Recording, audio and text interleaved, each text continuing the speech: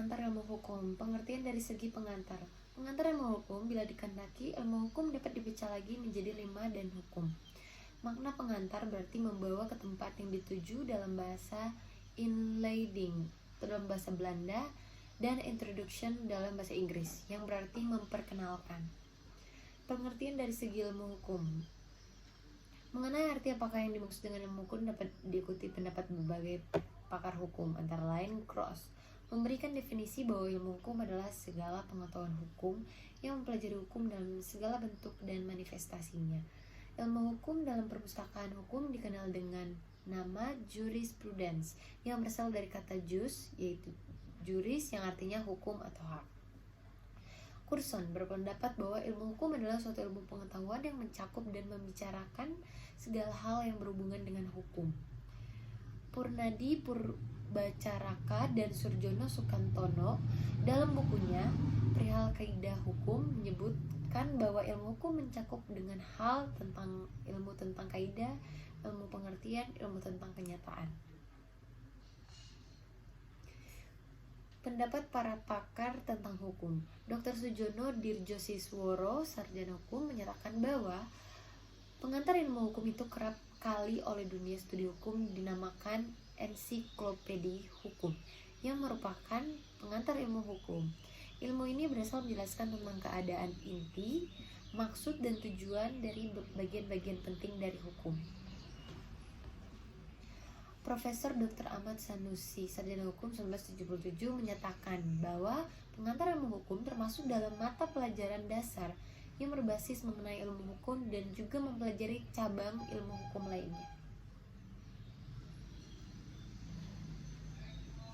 Sejarah tingkat pengantar ilmu hukum. Istilah pengantar ilmu hukum tidak tercipta begitu saja, tetapi mempunyai sejarah sendiri. Pengantar ilmu hukum berasal dari terjemahan bahasa Belanda Inleiding tot de Reiswetenschap. Ini adalah sebagai pengganti istilah ensiklopedie der Reiswetenschap, yaitu suatu istilah yang semula dipergunakan di negara Belanda, sedangkan istilah pengantar ilmu hukum dipergunakan untuk pertama kalinya di perguruan tinggi atau Universitas Gadjah Mada. Istilah pengantar ilmu hukum sudah dipelajari berbagai terjemahan sampai sekarang, dijadikan dasar kuliah di setiap perguruan tinggi. Peran dan fungsi pengantar ilmu hukum. Peran dan fungsi pengantar ilmu hukum yang pertama, memberikan introduksi segala masalah yang berhubungan dengan hukum, berusaha untuk menjelaskan tentang keadaan, inti, maksud, dan tujuan dari bagian-bagian daripada ilmu hukum, memperkenalkan ilmu hukum, yaitu pengetahuan yang mempelajari segala selak-beluk pengetahuan hukum, merupakan dasar dalam rangka studi yang dinamakan basis lerpak dan mata kuliah hukum. Yang kelima, mengkualifikasikan mata pelajaran, pendahuluan, pembukuan ke arah ilmu pengetahuan hukum pada tingkat persiapan. Bukti-bukti pentingnya peran dan fungsi dalam rangka sistem kredit semester atau SKS mata kuliah pengantar ilmu hukum, bobot SKS-nya lebih besar dari cabang ilmu lainnya. Yang kedua, menurut keputusan Kopertis, pengantar ilmu hukum merupakan mata kuliah ujian negara. Kedudukan pengantar ilmu hukum di antara ilmu sosial lainnya. Ditinjau dari segi ilmu sosial, pengantar ilmu hukum adalah suatu mata pelajaran yang merupakan pelajaran yang merupakan pengantar ke arah ilmu hukum. Ilmu hukum termasuk ilmu sosial yang objek penyelidikannya adalah tingkah laku manusia dan masyarakat dalam berbagai bentuk. Ditinjau dari segi disiplin hukum. Filsafat hukum, ilmu yang mempelajari pertanyaan mendasar dari hukum atau hakikat hukum. Politik hukum, disiplin hukum yang mengkhususkan diri daripada usaha memerankan dalam mencapai tujuan yang diciptakan masyarakat luas. Undang-undang. Undang-undang adalah suatu peraturan negara yang mempunyai kekuatan hukum yang mengikat, diadakan dan dipelihara oleh penguasa negara.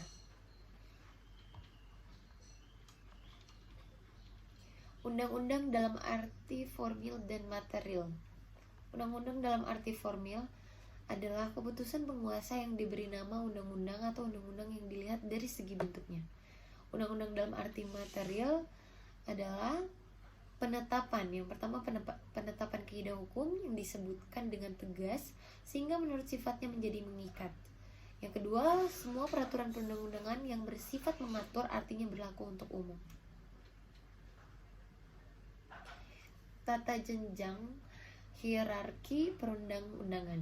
Jenjang perundang-undangan adalah urutan-urutan mengenai tingkat dan derajat daripada undang-undang yang bersangkutan, dengan mengingat badan yang berwenang yang membuatnya dan masalah-masalahnya yang diaturnya. Undang-undang, peraturan pemerintah pengganti undang-undang atau Perpu adalah undang-undang juga merupakan sumber segala sumber hukum dalam arti formil tingkat menengah. Sedangkan peraturan pemerintah, keputusan presiden atau Kepres, menteri, dirjen, direktur, peraturan gubernur, bupati atau wali kota, dan selanjutnya termasuk peraturan pelaksanaan yang juga merupakan sumber hukum dalam arti formil yang berkedudukan lebih rendah. Kekuatan dan kekuasaan berlakunya undang-undang. Yang dimaksud dengan kekuatan berlakunya undang-undang ialah kekuatan mengikat antara undang-undang. Sedangkan yang dimaksud dengan kekuasaan ialah kekuasaan yang berlakunya undang-undang terhadap lingkungannya. Kekuatan berlakunya undang-undang itu dipengaruhi oleh berbagai asas. Undang-undang yang lebih rendah derajatnya tidak boleh bertentangan dengan undang-undang yang lebih tinggi. Mengenai masa berlakunya, sebuah undang-undang biasanya ditentukan dalam undang-undang yang bersangkutan atau setidak-tidaknya selama waktu yang dapat ditentukan. Tentang daerah berlakunya undang-undang ini berhubungan erat dengan kedudukan badan pembuatan undang-undang.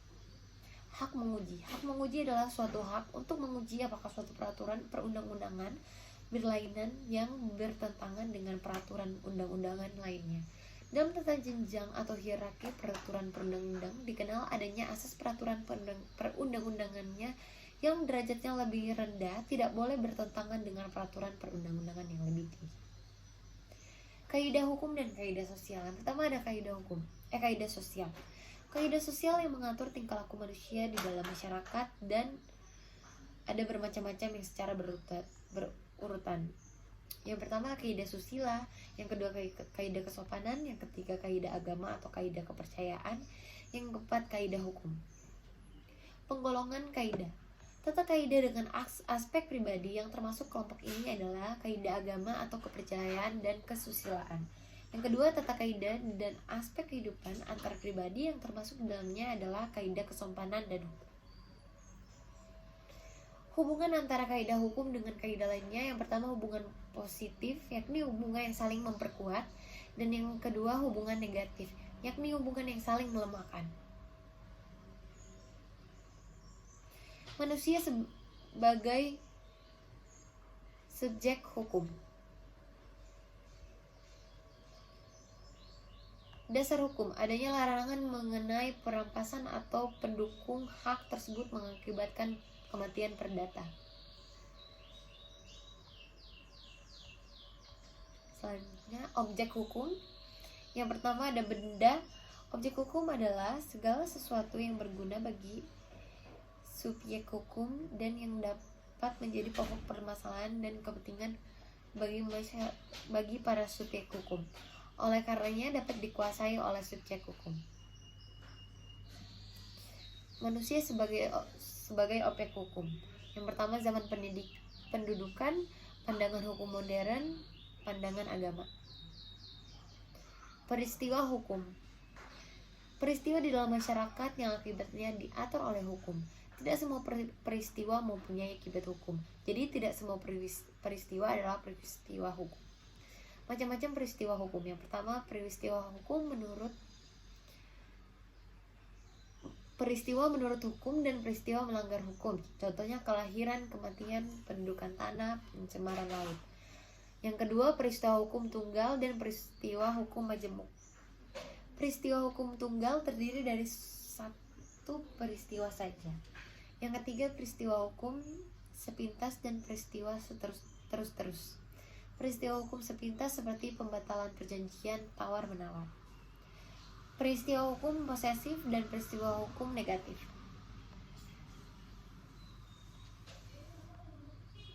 Peristiwa hukum positif dan peristiwa hukum negatif. Hubungan hukum. Hubungan hukum ialah hubungan antara dua orang atau lebih subjek hukum. Dalam hubungan hukum ini, hak dan kewajiban pihak yang satu berhadapan dengan hak dan kewajiban pihak yang lain.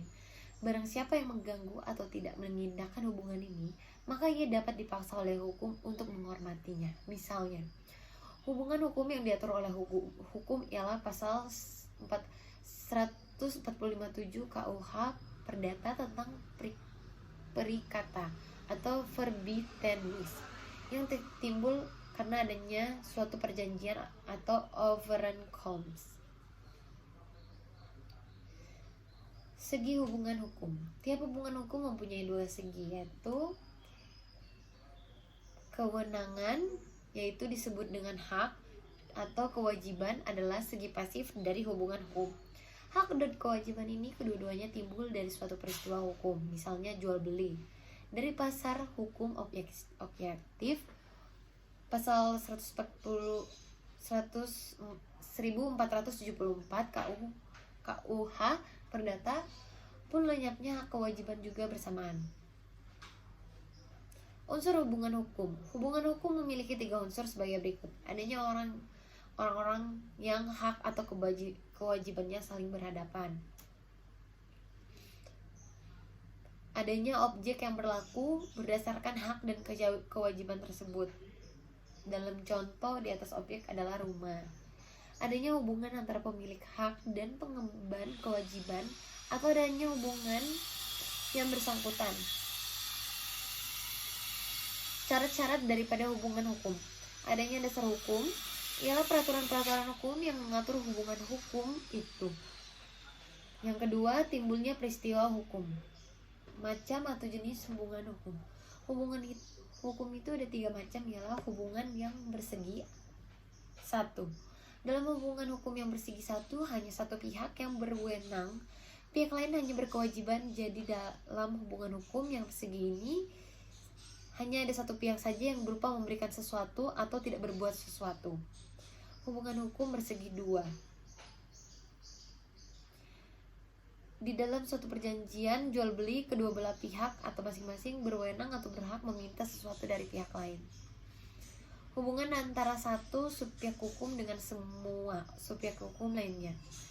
Menurut pasal 570 KUH Perdata, yang menjadi pemilik tanah berhak atau berwenang memungut segala kenikmatan dari tanah itu, asal saja pemungutan kenikmatan itu tidak dilakukan secara bertentangan dengan peraturan hukum atau bertentangan dengan kepentingan hukum. Hukum mengatur hubungan antara orang yang satu dengan yang lainnya, antara orang dengan masyarakat atau antara masyarakat dengan satu dengan masyarakat lainnya, yang akan menimbulkan kekuasaan atau kewenangan dan kewajiban.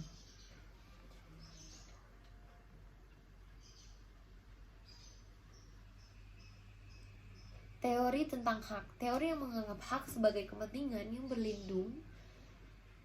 Teori ini merumuskan bahwa hak ini merupakan sesuatu yang penting bagi yang bersangkutan, yang dilindungi oleh hukum. Teori yang menganggap hak sebagai kehendak yang berlengkapi dengan kekuatan atau Willsmatch teori. Teori ini mengatakan bahwa hak itu adalah suatu kehendak yang diperlengkapi dengan kekuatan yang olehnya tata tertib hukum diberikan kepada yang bersangkutan. Di samping kedua teori tersebut masih terdapat teori gabungan mencoba mempersatukan unsur-unsur kehendak dan kepentingan dalam pengertian hak dari Apeldoorn. Hak adalah suatu kekuatan yang diatur oleh hukum dan kekuasaan ini berdasarkan kesusilaan dan tidak hanya kekuatan fisik saja. Utrecht, hak bukanlah kekuatan. Hak adalah jalan untuk memperoleh kekuatan, tetapi hak itu sendiri bukan kekuatan. Lemairy, hak adalah sama dengan izin yang bersangkutan untuk berbuat sesuatu.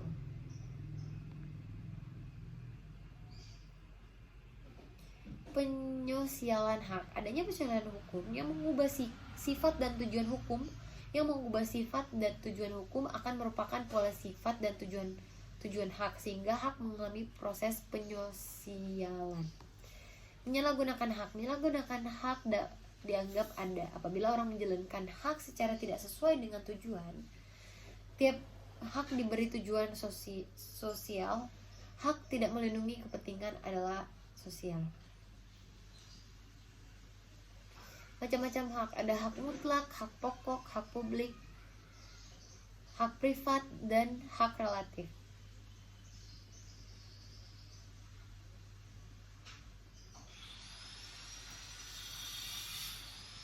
Perbuatan hukum, bukan perbuatan hukum dan akibat hukum. Perbuatan hukum adalah setiap perbuatan manusia yang dilakukan dengan sengaja untuk menimbulkan hak dan kewajiban. Dilakukan dengan sengaja untuk menimbulkan hak dan kewajiban. Perbuatan hukum atau tindakan hukum baru terjadi apabila ada pernyataan kehendak. Bukan perbuatan hukum. Untuk adanya suatu perbuatan hukum harus disertai dengan penyebab kehendak. Pernyataan kehendak menjadi suatu batasan untuk adanya atau terjadinya perbuatan hukum. Akibat hukum. Suatu tindakan yang dilakukan untuk memperoleh suatu akibat yang dikehendaki oleh pelaku dan yang diatur oleh hukum. Sejarah hukum. Menteri Kehakiman menyatakan antara lain bahwa tidak tahu jadi perbincangan. Sejarah hukum mempunyai arti penting dalam rangka pembinaan hukum nasional. Oleh karena usaha pembinaan hukum tidak saja memerlukan bahan-bahan tentang perkembangan hukum masa kini saja, akan tetapi juga ada bahan-bahan mengenai perkembangan hukum di masa lampau. Melalui sejarah hukum kita akan mampu menjajahi berbagai aspek hukum Indonesia pada masa yang lalu. Hal yang mana akan dapat diberikan pula bantuan kepada kita untuk memahami kaidah-kaidah serta institusi-institusi hukum yang ada dewasa ini dalam masyarakat bangsa kita.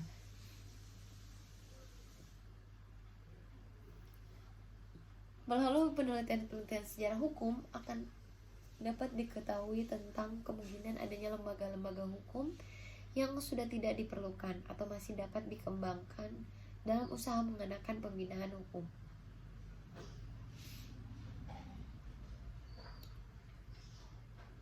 Di samping itu, sejarah hukum mempunyai kegunaan. Surjono Sukanto. Sarjana hukum dapat memberikan pandangan yang luas bagi kalangan hukum. Hukum tak akan mungkin berdiri sendiri karena senantiasa dipengaruhi oleh aspek-aspek kehidupan lain dan juga mempengaruhinya. Hukum merupakan hasil perkembangan dari salah satu aspek kehidupan manusia. Hukum sebagai kaidah merupakan patokan perlakuan atau sikap tindakan yang sepantasnya. Patokan tersebut memberikan pedoman bagaimana seharusnya manusia berkelakuan atau bersikap tindak. Merupakan hasil dari perkembangan pengalaman manusia semenjak dahulu kala. Kaidah-kaidah hukum tersebut tahap demi tahap mengalami perubahan, penyesuaian, pengembangan, dan seterusnya.